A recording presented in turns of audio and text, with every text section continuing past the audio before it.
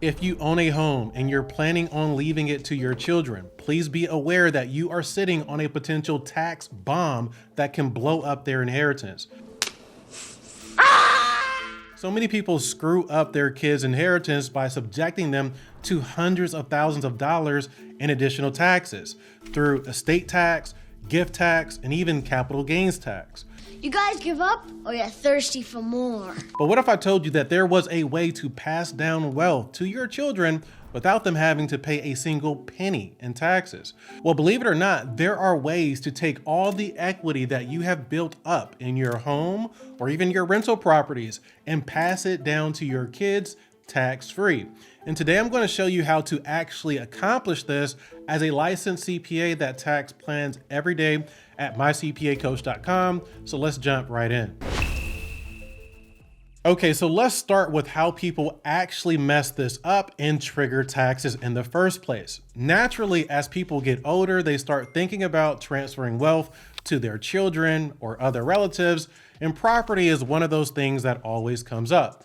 And what a lot of people will do is that they will jump the gun and start transferring over property to their heirs while they are still living.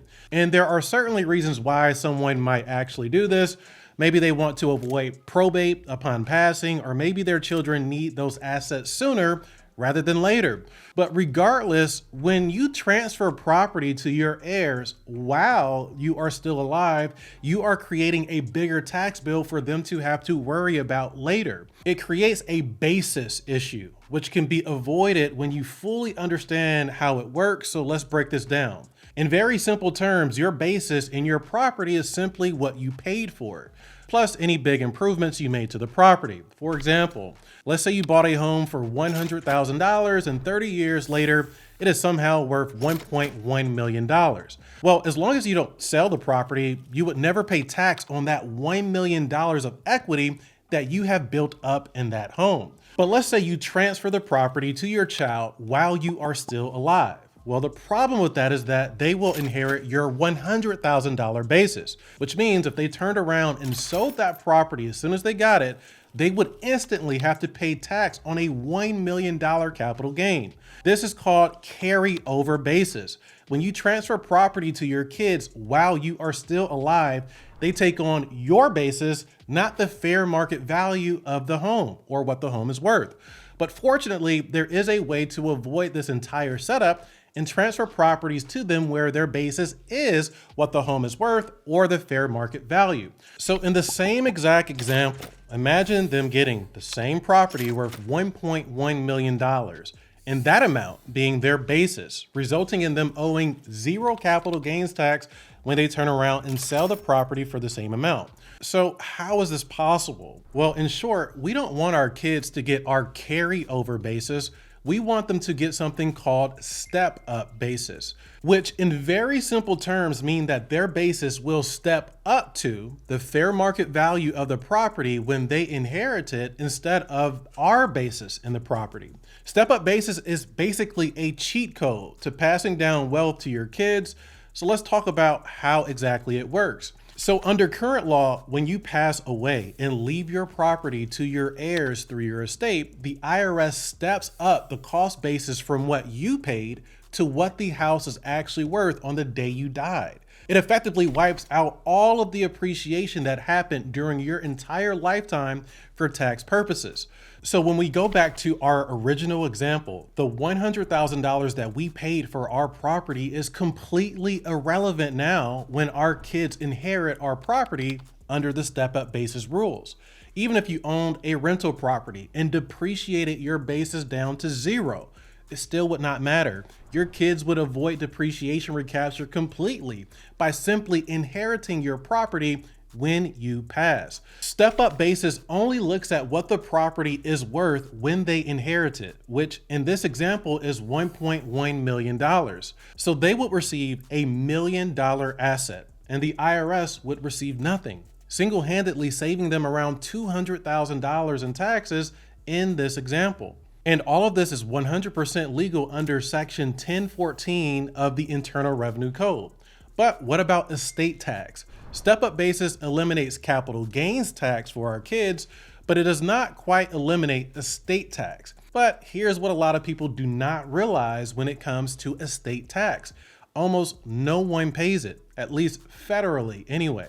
Under the 2026 tax rules, the federal estate tax exemption is about $15 million, and that's per individual. So if you're married, your exemption could be worth nearly $30 million alone, which means that for the vast majority of people passing down their estate, they wouldn't have to pay a dime in estate taxes if they are passing down estates that are worth less than these exemptions. And here's a little trick that most people don't know as well. You can actually use this exemption to gift your heirs large amounts of money while you are still alive without triggering gift taxes. Now, if you don't know, gift tax kicks in once you gift anyone above a certain threshold. But a lot of people don't know that you can actually use your estate tax exemption to offset your taxable gift up to these same limitations, up to 15 million. So let's tie all of this together with a simple example. Let's say you have a child that needs money and you don't have it, and the only thing you can think of is to transfer a piece of property to them.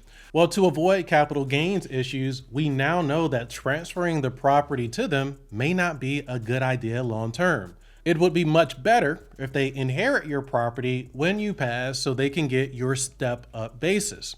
But if that's the plan, what else can you do? Well, one popular strategy that savvy individuals use is the buy, borrow, die strategy.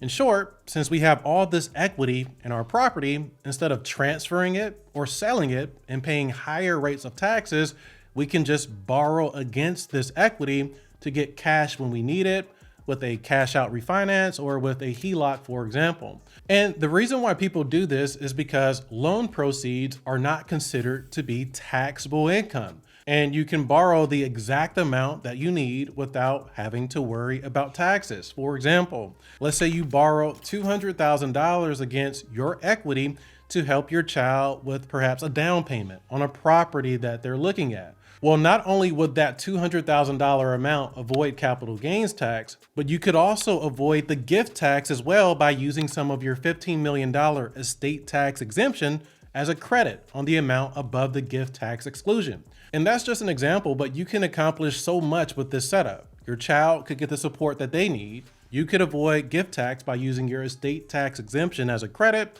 You also avoid capital gains tax by allowing them to inherit your property when you pass, instead of transferring it over to them early. And you could likely avoid estate tax completely when you pass if you have used less than your total estate tax exemption. Let me know what you think about this in the comments below, and please hit the like button if you found any of this to be helpful. And if you need immediate assistance with reducing your taxes, just apply to work with my team today at mycpacoach.com.